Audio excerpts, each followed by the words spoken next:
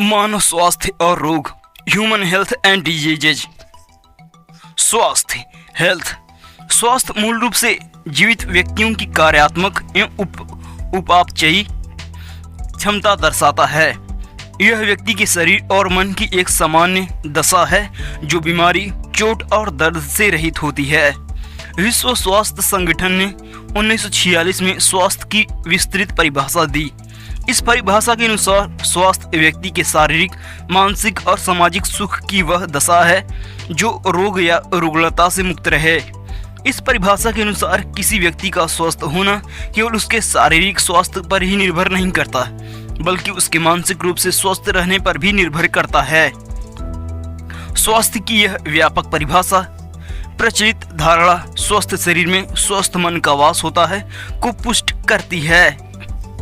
स्वास्थ्य के दो अवयव होते हैं, दैहिक स्वास्थ्य, मानसिक स्वास्थ्य। दैहिक स्वास्थ्य, फिजिकल हेल्थ। दैहिक स्वास्थ्य से तात्पर्य स्वस्थ शरीर से होता है। यह शारीरिक अभ्यास, अच्छे आहार और पर्याप्त आराम का परिणाम है तथा शारीरिक स्वास्थ्य व्यक्ति द्वारा सभी कार्य को करने का आधार है। स्वास्थ्य को बनाए रखने के लिए उचित पोषण, शारीरिक वजन नियंत्रण, मादक पदार्थ व्यसनों से दूर रहना तथा पर्याप्त नींद लेना अति आवश्यक कारक होता है। मानसिक स्वास्थ्य, मेंटल हेल्थ। मानसिक स्वास्थ्य मानसिक और संवेगात्मक रूप से स्वस्थ रहने की दशा है। अच्छे मानसिक स्वास्थ्य वाले व्यक्ति में मानसिक बीमारियां नहीं होती। विश्व स्वास्थ्य संगठन के अनुसार मानसिक स्वास्थ्य व्यक्तिक रूप से सुख की ऐसी अवस्था है जिसमें व्यक्ति अपनी क्षमताओं का अनुभव करता है। वह अपने दैनिक जीवन में तनावों का सामना करने की क्षमता रखता है। यहाँ पर महत्वपूर्ण है कि मानसिक बीमारी से मुक्ति मात्र ही अच्छे मानसिक स्वास्थ्य का सूचक नहीं है, बल्कि यह व्यक्ति द्वारा प्रसन्नतापूर्वक जीवन जीने, जीवन की प्रतिकूल स्थिति से निकलने, अपनी उपलब्धि, प्रेरणा को उन्नत करने, परिस्थितियों के साथ समायोजन करने की क्षमता का भी सूचक होता है। परंतु विभिन्न आंतरिक बाह्य कारणों का प्रभाव भी हमारे स्वास्थ्य पर पड़ता है। शारीरिक मानसिक विकृतियां जन्म लेती हैं। बढ़ती हुई जनसंख्या, घनी आबादी वाले क्षेत्रों में रहन सहन, पर्यावरणीय समस्याओं व प्रदूषण के कारण स्वस्थ जीवन के लिए आवश्यक वातावरण बनाए रखना एक गंभीर समस्या है। स्वास्थ्य की निर्धारक, डिटर्मिनेंट्स ऑफ हेल्थ। विश्व स्वास्थ्य संगठन के अनुसार निम्नलिखित कारक हमारे स्वास्थ्य और स्वास्थ्य देखभाल सीमाओं को प्रभावित करते हैं। निवास स्थान, आसपास का वातावरण, अनुवांशिक स्थिति, आय, शिक्षा स्तर, मित्रों एवं परिवारों के साथ हमारा संबंध।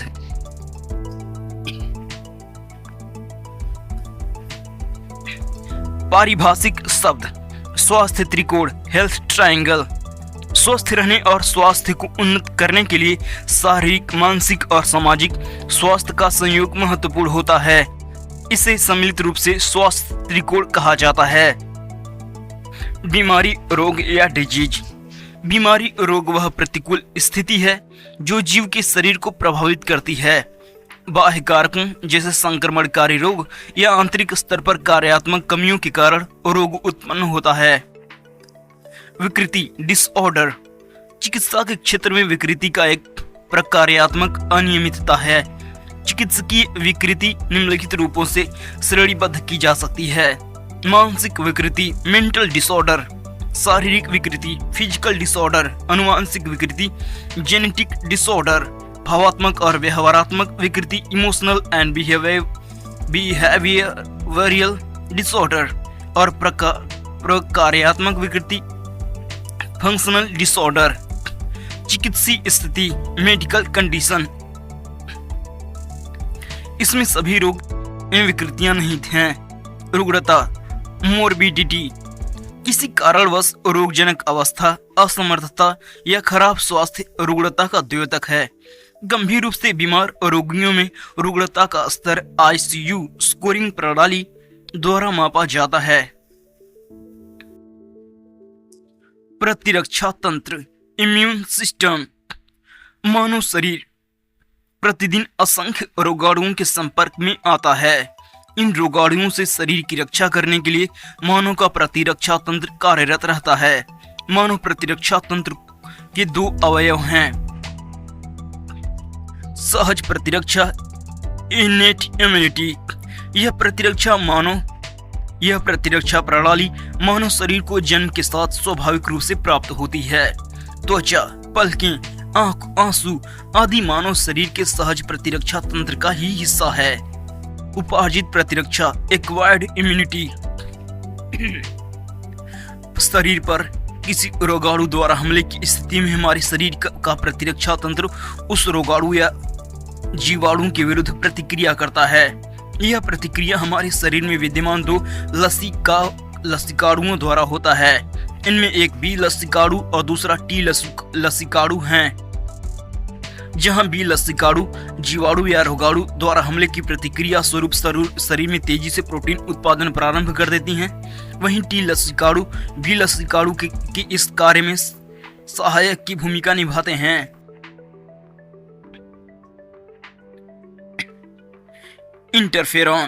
इंटरफेरॉन वायरस संक्रमित कोशिकाओं द्वारा उत्पादित वे प्रोटीन होते हैं जो अन्य स्वास्थ्य कोशिकाओं को विषाणुओं से सुरक्षा प्रदान करते हैं।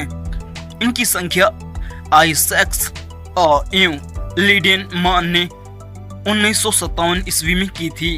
इंटरफेरॉन द्वारा विषाणुओं से सुरक्षा गैर विशिष्ट नॉन स्पेसिफिक होती है, क्योंकि किसी एक विषाणु द्वारा प्रेरित इंटरफेरॉन अन्य विषाणुओं से भी सुरक्षा प्रदान करता है। इंटरफेरॉन मुख्य रूप से 3 प्रकार के होते हैं।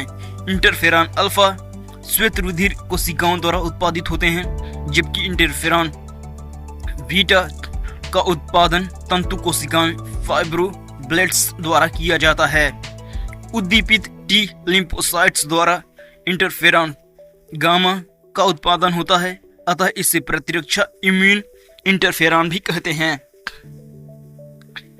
इंटरफेरॉन प्राकृतिक मारक कोशिकाओं natural killer cells NK cells एक प्रकार के लिम्फोसाइट की साइटोटॉक्सिक क्रिया को बढ़ाते हैं।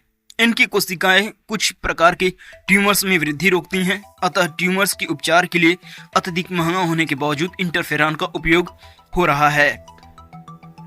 इंटरफेरॉन का उत्पादन पहले दाता रुधिर डोनर ब्लड से विलगित श्वेत कोशिकाओं द्वारा तथा मूसक तंतुकोरक फाइब्रोब्लास्ट्स कल्चरों से होता है, लेकिन अब इंटरफेरॉन का उत्पादन इकोलाई स्टिया स्तनपायी कोशिका कल्चरों से और रिकॉम्बिनेंट डीएनए तकनीक द्वारा किया जा रहा है।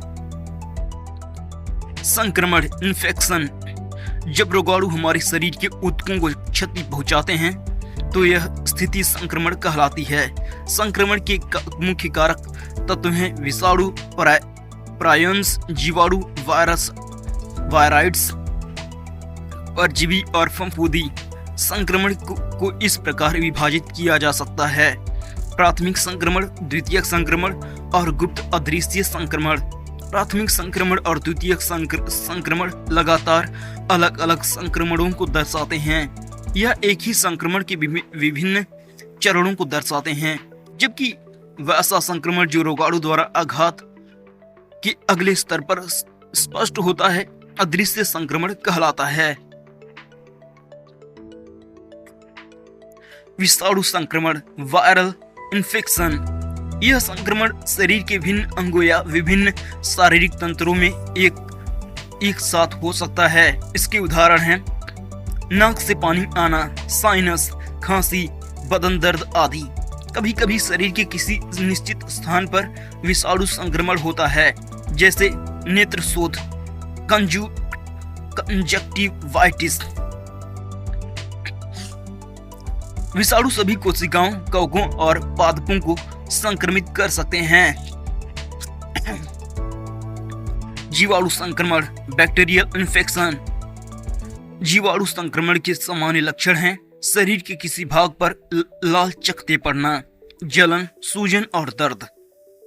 जीवाणु संक्रमण का सामान्य उदाहरण है शरीर के किसी अंग में दर्द होना, जैसे कान में दर्द, गले के एक भाग में दर्द। जीवाणु बैक्टीरिया, यह एक कोशिकीय जीव है। इसका आधार कुछ मिलीमीटर तक होता है, तक ही होता है। ये यूकैरियोटिक भित्तियुक्त एक कोशिकीय तरल जीव हैं जो प्रायः सर्वत्र पाए जाते हैं। ये पृथ्वी पर मिट्टी में, अम्लीय गर्म जलधाराओं में, नाभिकीय पदार्थों में, जल में, भूपर्पटी में, यहाँ तक कि कार्बनिक पदार्थ में और पौधे एवं जंतुओं के शरीर के भीतर भी पाए जाते हैं।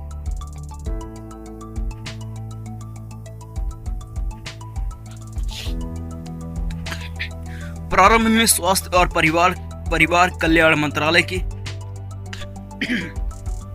मंत्रालय में 4 विभाग थे, जिनमें प्रत्येक का अध्यक्ष भारत सरकार के सचिव होते थे। स्वास्थ्य और परिवार कल्याण विभाग, आयुष विभाग, स्वास्थ्य अनुसंधान विभाग, एड्स नियंत्रण विभाग। 7 अगस्त 2014 को एड्स नियंत्रण विभाग का स्वास्थ्य और परिवार कल्याण विभाग में विलय कर दिया गया। इसके अगले ही दिन आयुष विभाग को आयुर्वेद, योग और प्राकृतिक चिकित्सा, यूनानी सिद्ध तथा होम्योपैथिक मंत्रालय आयुष के रूप में गठित कर दिया गया, जिसके अंतर्गत आयुर्वेद, योग और प्राकृतिक चिकित्सा, यूनानी सिद्ध और होम्योपैथी प्रणाली की शिक्षा और अनुसंधान का विकास करने पर विशेष बल दिया गया।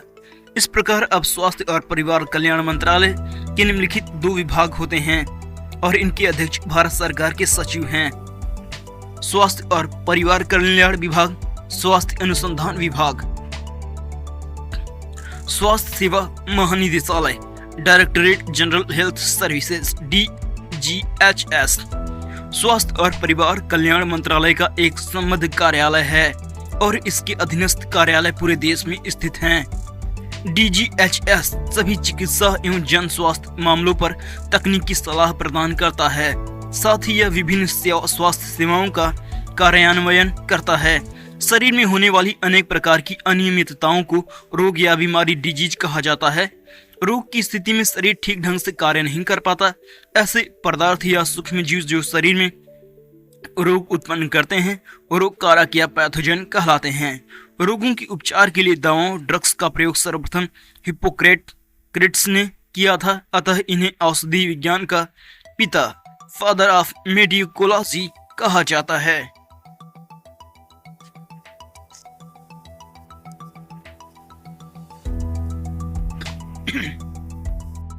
रोग अनेक सूक्ष्म जीवों और हानिकारक पदार्थों से उत्पन्न होते हैं। रॉबर्ट कोच ने प्रमाणित किया कि पशुओं में होने वाला एंथ्रेक्स रोग सूक्ष्मजीवी जीवाणु बैक्टीरिया द्वारा होता है। यह जीवाणु एंथ्रेक्स जीवाणु या बैसिलस एंथ्रेसिस था। रॉबर्ट कोच ने यही सिद्धांत रोग का कीटाणु सिद्धांत कहलाता है। मानव रोग मुख्यतः 2 वर्गों में विभाजित किए जाते हैं: जन्मजात रोग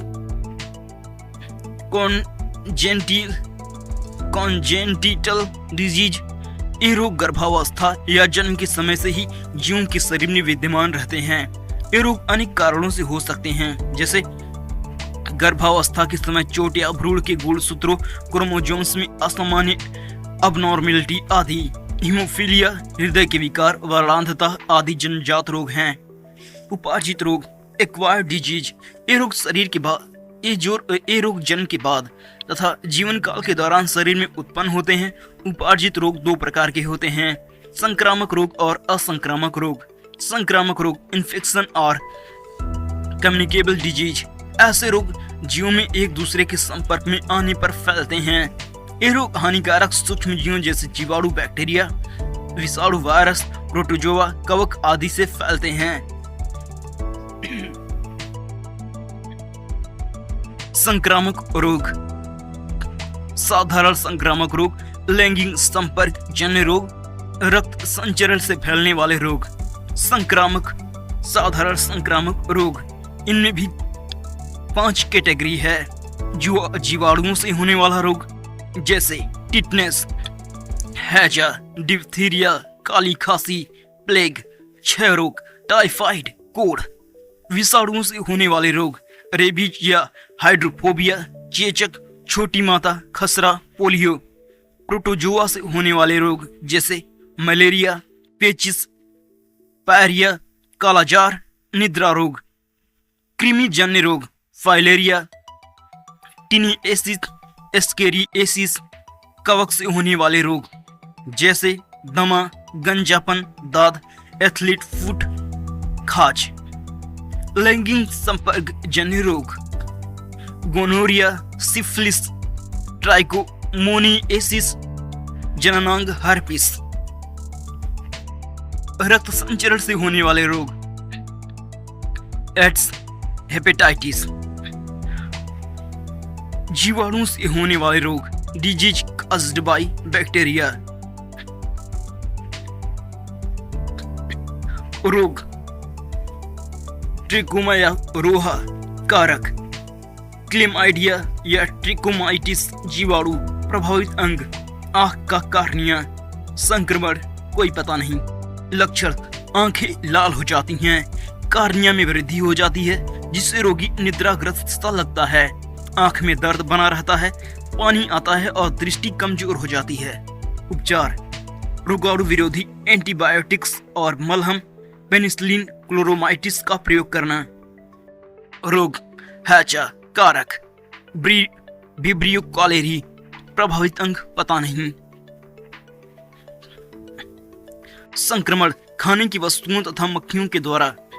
लक्षण उल्टी एवं दस्त, जल की कमी, पेशाब बंद हो जाता है, हाथ पैरों में ऐंठन हो जाती है, रोगी की मृत्यु भी हो सकती है। उपचार ठंडी वस्तुएं, अमृत धारा तथा हैजा का टीका, पानी को उबालकर एवं शुद्ध करके पीना। मोतीझरा कारक साल्मोनेला टाइफी। लक्षण दूषित जल, रोगी के मूत्र एवं थूक के द्वारा। इस रोग को फैलने में मक्खियों की विशेष भूमिका होती है।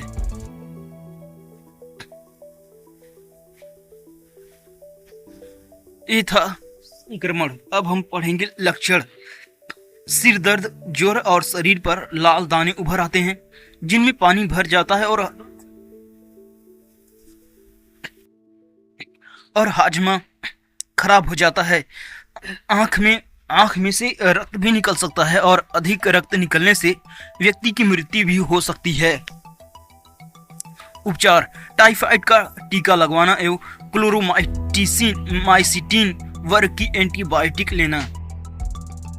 रोग धनुष टंकार या टिटनेस कारक क्लोस्ट्रीडियम टिटेनी प्रभावित अंग पता नहीं। संक्रमण शरीर के किसी भाग में चोट लगने पर जब घाव बन जाता है तब ये जीवाणु धूल, गोबर आदि से घाव के रास्ते शरीर में प्रवेश कर जाते हैं। लक्षण तेज बुखार और शरीर में ऐंठन होती है, जबड़े की मांसपेशियां सिकुड़ी हुई अवस्था में जकड़ जाती हैं, जबड़े बंद हो जाते हैं, पूरा शरीर धनुष के आकार में तन जाता है। उपचार एंटी टिटनेस वैक्सीन, पेनिसिलिन और एंटीसीरम इंजेक्शन लगवाना। बच्चों में डीपीटी का टीका लगवाना चाहिए। रोग डिप्थीरिया कारक कोरोनी बैक्टीरियम डिप्थेरी। संक्रमण का पता, प्रभावित अंग का पता नहीं। संक्रमण खाने की वस्तुओं से होता है। लक्षण जीवाणु गले में एक सफेद झिल्ली बनाकर श्वास नलिकाओं को रुद्ध कर देते हैं। तेज बुखार या हृदय व मस्तिष्क क्षतिग्रस्त हो जाते हैं। उपचार रोगी को अलग कमरे में रखना और एंटीसीरम का इंजेक्शन लगवाना। बच्चों को डीपीटी नामक टीका लगवाना। डीपीटी का टीका डिप्थीरिया, टिटनेस और कुकुर खांसी से बचाता है। रोग तपेदिक या क्षय रोग कारक माइक्रोबैक्टीरियम ट्यूबरक्लोसिस प्रभावित अंग पता नहीं। संक्रमण थूक, खांसी, छींक, रोगी के संपर्क अथवा भोजन, जल, वायु के माध्यम से। लक्षण प्रारंभ में हल्का ज्वर तथा खांसी आती है, बलगम काफी बढ़ जाता है, थकान एवं कमजोरी का अनुभव होता है, बलगम के साथ खून आने लगता है, भूख लगनी बंद हो जाती है, धीरे धीरे कमजोर होकर रोगी की मृत्यु हो जाती है। उपचार घर के कमरों को स्वच्छ एवं वायु, सूर्य के प्रकाश की समुचित व्यवस्था रखना, रोगी के संपर्क से बचना, बच्चों को BCG का टीका लगवाना। रोग काली खांसी कारक बोर्डेटेला पर्टुसिस। प्रभावित अंग का पता नहीं है। संक्रमण हवा से। लक्षण लगातार खांसी आना। उपचार काली खांसी का टीका डीपीटी लगवाना। रोग कुष्ठ रोग कारक माइक्रोबैक्टीरियम लेप्री। संक्रमक प्रभावित अंग का पता नहीं है। संक्रमण लंबे समय तक कुष्ठ रोगी के संपर्क में रहने से। लक्षण शरीर के जिन अंगों पर यह रोग होता है वहां की संवेदनशीलता समाप्त हो जाती है। इन स्थानों की त्वचा मोटी हो जाती है, नाड़ियां संकुचित हो जाती हैं तथा रंगहीन धब्बे बन जाते हैं, अतः हाथों तथा पैरों की अंगुलियों में घाव उत्पन्न हो जाते हैं और ये गलकर विकृत हो जाते हैं। उपचार सल्फा ड्रग का प्रयोग करना, घाव को साफ करना। रोग प्लेग कारक पास्चुरेला पेस्टिस। संक्रमण पिस्तुओं से जो संक्रमित चूहों के कीटाणु के लिए होते हैं। लक्षण तेज बुखार, गर्दन एवं टांगों में गिल्टियां निकल आती हैं। कुछ प्रकार के प्लेगों में लाल रक्त कणिकाएं नष्ट हो जाती हैं। उपचार प्लेग के टीके लगवाना तथा चूहों को घर में नहीं आने देना। रोग सिफिलिस कारक ट्रिपोनेमा पैलिडम। संक्रमण रोगी के साथ रहने से।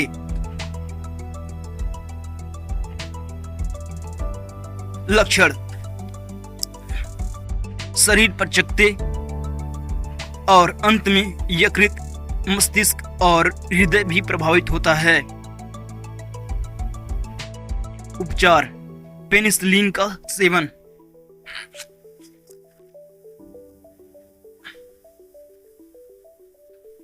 गिनोरिया बैक्टीरिया निस्सेरिया या गिनोरिया रोगी के साथ रहने से।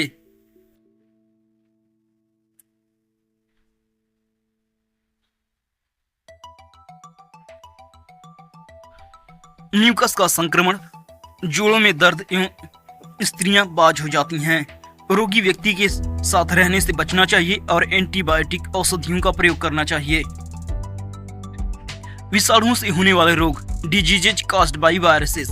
रोग इन्फ्लुएंजा कारक मिक्सोवायरस इन्फ्लुएंजा। प्रभावित अंग श्वास नली। संक्रमण संक्रमित व्यक्तियों की थूक, कफ आदि द्वारा वायु संवाहित रोग।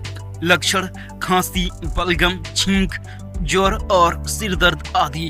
उपचार इन्फ्लुएंजा के नियंत्रण का कोई प्रभावी तरीका नहीं है, फिर भी एंटीबायोटिक दवाएं इस रोग के उपचार हेतु प्रयोग में लाई जा सकती हैं। रोग पोलियो कारक पोलियो विषाणु। प्रभावित अंग तंत्रिका तंत्र। संक्रमण जल एवं भोजन द्वारा। लक्षण मांसपेशियां सिकुड़ जाती हैं और टांगे हाथ निष्क्रिय हो जाते हैं, बच्चे विकलांग हो जाते हैं। उपचार पोलियो ड्रॉप्स। रोग खसरा कारक मारबेली विषाणु। प्रभावित अंग संपूर्ण शरीर। संक्रमण वायु वाहित रोग विषाणु नामक नाक से स्राव द्वारा फैलते हैं। लक्षण आरंभ में नाक और आंखों से पानी बहना, शरीर में दर्द तथा ज्वर आना। 3-4 दिन बाद शरीर पर लाल दाने हो जाते हैं। उपचार आराम करना, हल्का भोजन करना और उबला पानी पीना। रोग चेचक कारक वेरिओला विषाणु। प्रभावित अंग संपूर्ण शरीर। संक्रमण वायु द्वारा या रोगी से सीधे संपर्क से। लक्षण ज्वर, शरीर में दर्द, जुकाम व उल्टियां होती हैं। 3-4 दिनों बाद मुंह पर लाल दाने निकल आते हैं जो कि शीघ्र ही पूरे शरीर पर फैल जाते हैं। ये दाने अंत में जल स्फोटों में बदल जाते हैं जिनमें साफ तरल भरा रहता है। सूखने पर ये दाने शरीर पर निशान छोड़ जाते हैं। उपचार रोगी के संपर्क में आने से बचना, चेचक का टीका लगवाना। रोग छोटी माता कारक वरिसेला जोस्टर विषाणु।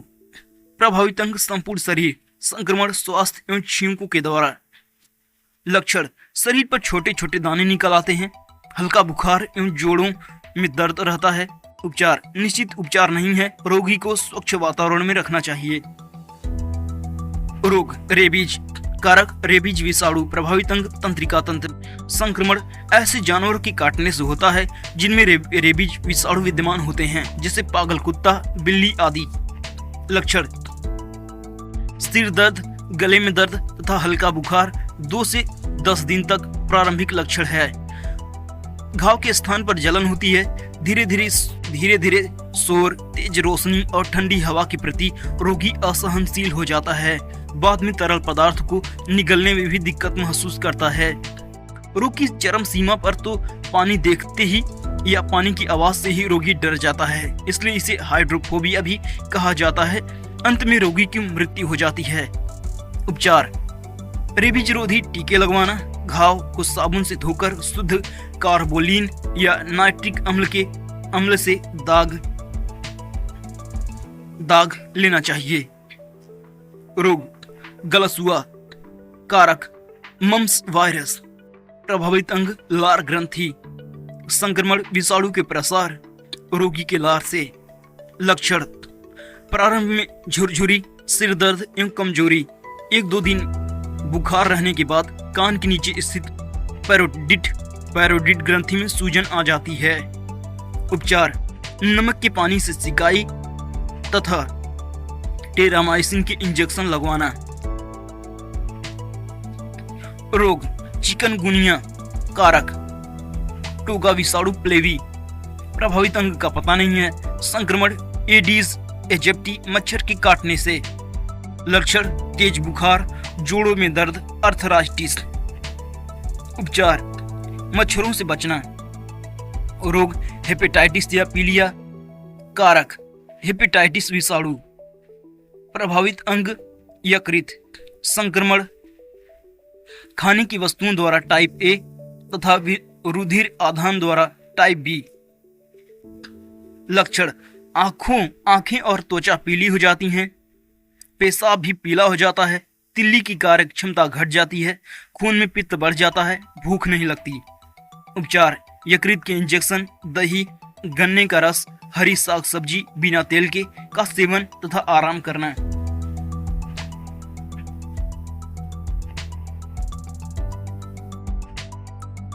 एड्स कारक HIV प्रभावित अंग श्वेत रक्त कण संक्रमण रुधिर आधान तथा यौन संपर्कों के प्रसार, दूषित सिरिंज से भी इसका संक्रमण होता है।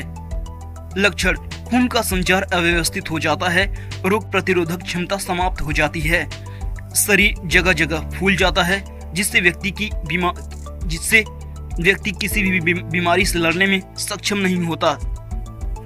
अंततः छोटी सी बीमारी भी जानलेवा साबित हो जाती है। उपचार कोई सीधा उपचार नहीं है। रुधिर आधान से पहले सिरिंज की जांच करवा लेनी चाहिए। प्रोटोजोआ से होने वाले रोग डिजीजेज काज्ड बाय प्रोटोजोआ। रोग मलेरिया कारक प्लाज्मोडियम प्रभावित अंग का पता नहीं है, संक्रमण मादा एनोफिलीज मच्छर के काटने से। लक्षण ठंड लगने के साथ तेज बुखार, जो कुछ समय बाद पसीना आने के साथ कम हो जाता है, शरीर में तीव्र दर्द होता है तथा मितली आती है। 2-3 दिन बाद फिर इसी प्रकार बुखार चढ़ता है। उपचार मच्छरों से बचना। मलेरिया के लक्षण देखते ही रोगी के खून की जांच करवाकर उपयुक्त दवा कुनैन, कैमा, क्वीन, क्लोरोक्विन का सेवन। कालाजार कारक लिस्मेनिया प्रभावित अंग का पता नहीं है, संक्रमण बालू मक्खी सैंड फ्लाई की काटने से। लक्षण तेज बुखार, पीलिया, उपचार का पता नहीं। रोग अमीबी पेचिस कारक एंट अमीबा हिस्टालिटिका प्रभावित अंग का पता नहीं, संक्रमण अशुद्ध जल से। लक्षण सिर दर्द तथा बुखार हो जाता है व पेट में मरोड़ उत्पन्न होते हैं। मल में रक्त के साथ साथ परजीवी की पुटियां भी आती हैं। कभी कभी परजीवी रक्त के साथ यकृत, हृदय, फेफड़े और मस्तिष्क में भी पहुंच जाते हैं और वहां घाव कर देते हैं। उपचार: हरी सब्जियों में पोटेशियम परमैंगनेट में 1 घंटा तक भिगोकर हरी सब्जियों को पोटेशियम परमैंगनेट में 1 घंटा तक भिगोकर उपयोग में लाना। पानी उबाल कर पीना। रोगी को पूरी सफाई से रखना। कृमि जन्य रोग डिजीजेज कॉज्ड बाय वर्म्स रोग फाइलेरिया कारक,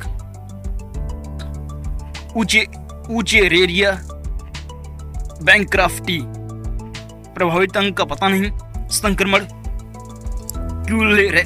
क्यूलेक्स मच्छर के गंदे पानी में रोगाणु का जनन तेजी से होता है। लक्षण: शरीर के अंग सूजकर बहुत मोटे हो जाते हैं, विशेषकर पांव, इसलिए इस रोग को हाथी पांव भी कहते हैं। रोग की शुरुआत के साथ ही तेज बुखार होता है। उपचार: स्वच्छ पानी का प्रयोग करना। क्यूलेक्स मच्छरों को मारने के लिए डाईएथिल कार्बोनिजाइन साइट्रेट का प्रयोग करना। हेट्रोजन MSE आदि दवाओं का सेवन। रोग एक्सेरिएसिस कारक, एक्सेरिएसिस लुम्ब्रिकाइडिस प्रभावित अंग, संक्रमण भोजन से। लक्षण: पेट में तेज दर्द होता है, वजन वृद्धि रुक जाती है, फेफड़े में संक्रमण होता है, ज्वर, सांस तकलीफ का कारण बनता है। उपचार: स्वच्छता अपनाना।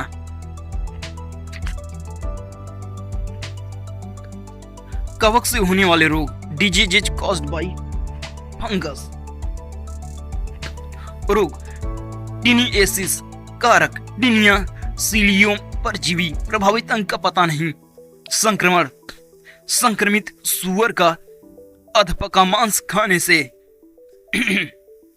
लक्षण स्पष्ट रूप से दिखाई नहीं पड़ते, केवल कभी कभी अपच और पेट दर्द होता है, परंतु जब भी आंत में लार्वा उत्पन्न हो जाते हैं और केंद्रीय तंत्रिका तंत्र, आंखों, फेफड़ों और यकृत व मस्तिष्क में पहुंच जाते हैं तो रोगी की मृत्यु हो जाती है।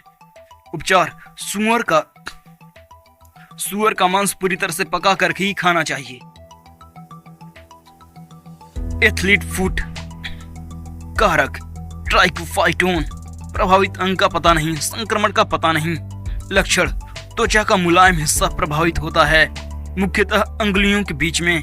उपचार का पता नहीं। रोग खाज कारक, एकेरस स्केबीज प्रभावित अंग का पता नहीं, संक्रमण का पता नहीं। लक्षण: त्वचा में खुजली होती है और सफेद दाग पड़ जाते हैं। उपचार का पता नहीं। दाद कारक, ट्राइकोफाइटोन प्रभावित अंग का पता नहीं, संक्रमण का पता नहीं। लक्षण: त्वचा पर लाल रंग के गोले पड़ जाते हैं। उपचार: डिटॉल की बूंदें मिलाकर स्नान करना। रोग दमा कारक, स्पर्जिलस फ्यूमिगेट्स प्रभावित अंग का पता नहीं, संक्रमण का पता नहीं। लक्षण: बार बार होने वाली खांसी, विशेषकर रात को सांस लेने में ऑक्सीजन की कमी अनुभव होना। उपचार का भी इसमें कोई पता नहीं है। गंजापन टीनिया कैपिटिस, इसमें न प्रभावित अंग का पता है, न संक्रमण का, न लक्षण का, न उपचार का, सिर्फ किससे होता है ये पता है।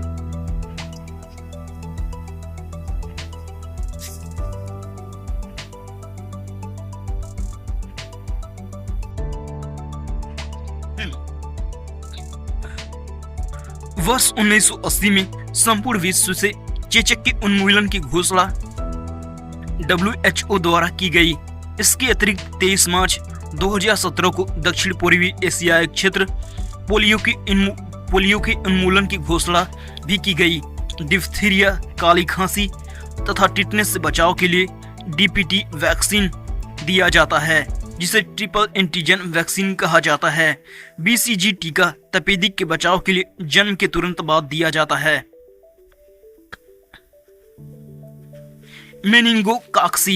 मेनिंगोकाक्सी का प्रमुख कारण निसेरिया जीवाणु होता है। इन जीवाणुओं द्वारा मस्तिष्क और मेरुरज्जु के चारों तरफ पाए जाने वाले द्रव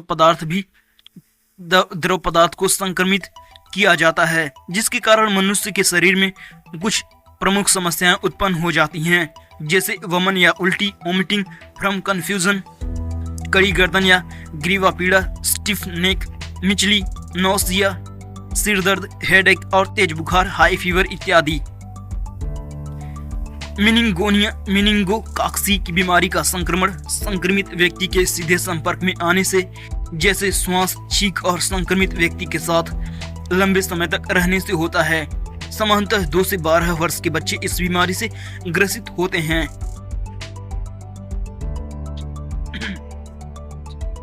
रक्त संचरण से फैलने वाले रोग, diseases spread through the blood transfunction, diseases spread through blood transfusion. रक्त संचरण से फैलने वाले रोग में 2 रोग होते हैं, एड्स और हेपेटाइटिस। एड्स AIDS का पूरा नाम एक्वायर्ड इम्यूनो डिफिशियंसी सिंड्रोम है। एड्स एक विषाणु जनित रोग है जो HIV human immuno deficiency virus नामक विषाणु के द्वारा होता है।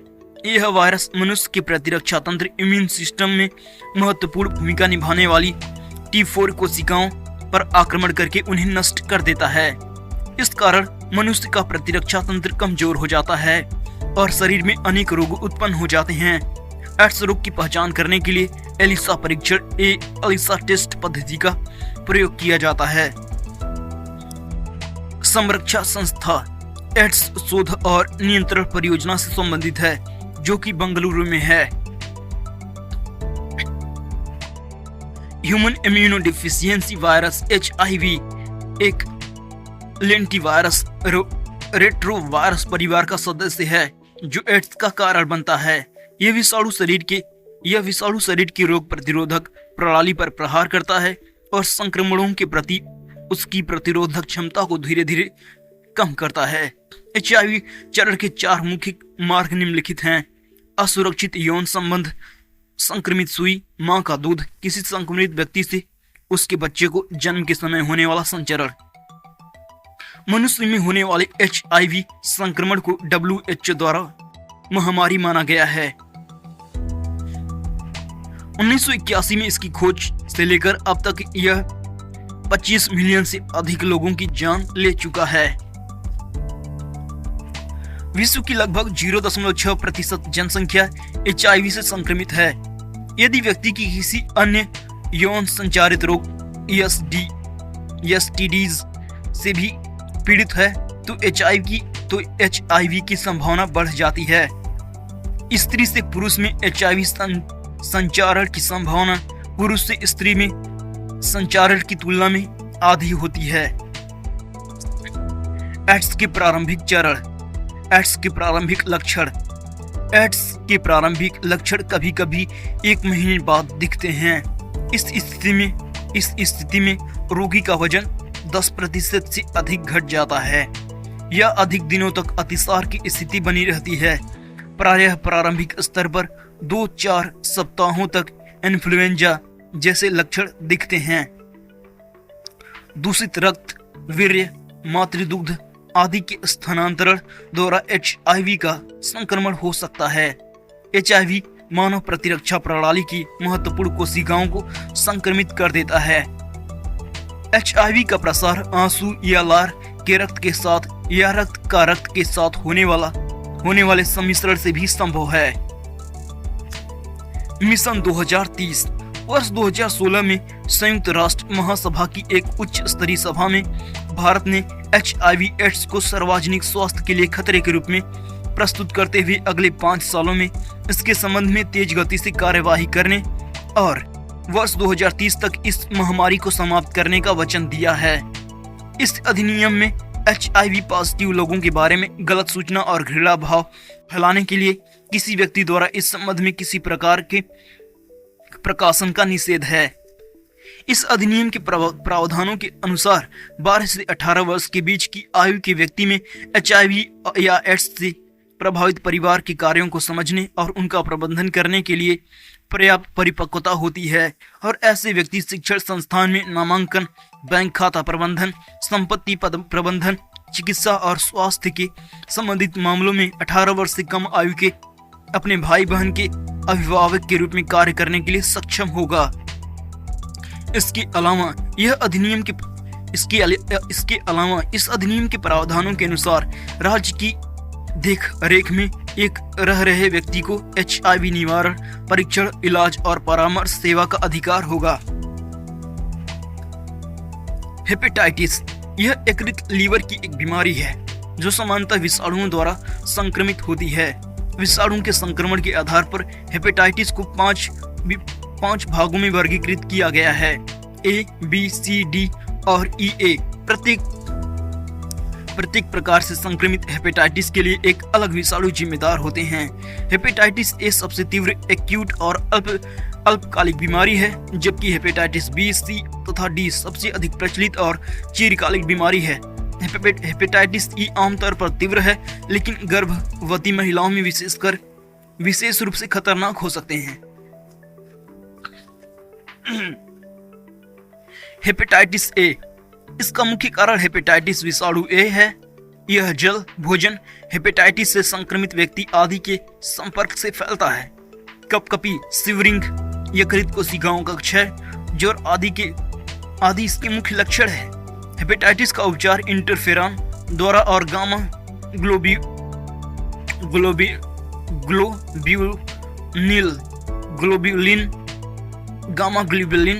ग्लोब्यूलिन इंजेक्शन देकर किया जाता है। हेपेटाइटिस का उपचार इंटरफेरॉन और गामा ग्लोब्यूलिन इंजेक्शन देकर किया जाता है।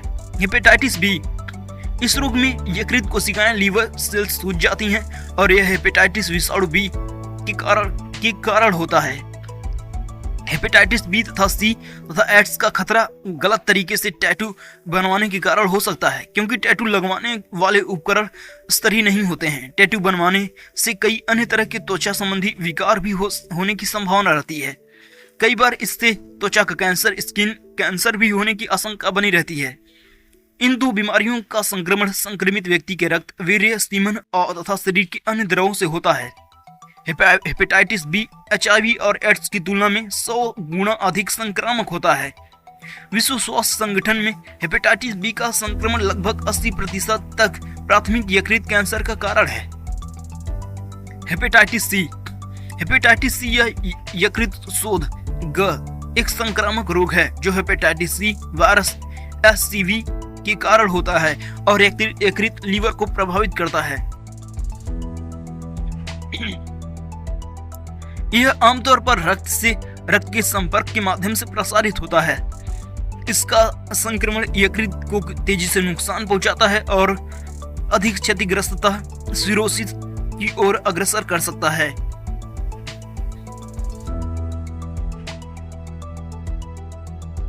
सिरोसिस आमतौर पर कई वर्षों के बाद प्रकट होता है। सिरोसिस से पीड़ित रोगियों में से कुछ में यकृत कैंसर या अन्य जानलेवा समस्याएं, एसोफेजियल वायरेसिस तथा गैस्ट्रिक वायराइसिस विकसित हो सकती हैं। हाल में ही स्वास्थ्य और परिवार कल्याण मंत्रालय द्वारा जारी आंकड़ों के अनुसार भारत में 309 मिलियन लोग सक्रिय हेपेटाइटिस सी वायरस से संक्रमित हैं। इस डेटा के विश्लेषण से अनुमान लगाया गया है कि 1.3 अरब की वर्तमान आबादी वाले भारत में 5.2 मिलियन से लेकर 13 मिलियन लोग anti-HCV पॉजिटिव हैं, जिसका अर्थ है कि ये लोग अतीत में हेपेटाइटिस सी वायरस से संक्रमित थे। हेपेटाइटिस डी, इसे डेल्टा हेपेटाइटिस भी कहा जाता है। इसे डेल्टा हेपेटाइटिस भी कहा जाता है। हेपेटाइटिस डी एक गंभीर यकृत बीमारी है जो हेपेटाइटिस सी विषाणु HDV के कारण होता है। यह बीमारी संक्रमित खून के सीधे संपर्क में आने से होता है। हेपेटाइटिस डी हेपेटाइटिस का एक दुर्लभ रूप है जो केवल हेपेटाइटिस बी के साथ संयोजन द्वारा होता है। हेपेटाइटिस डी विषाणु हेपेटाइटिस बी की उपस्थिति के बिना गुणित मल्टीप्लाई नहीं होते। हेपेटाइटिस ई, यह एक जल जनित रोग है, वाटर बोर्न डिजीज है जो हेपेटाइटिस ई वायरस HEV के कारण होता है। और आगे पढ़ेंगे असंक्रामक रोग, non infectious are non-communicable disease. Thank you.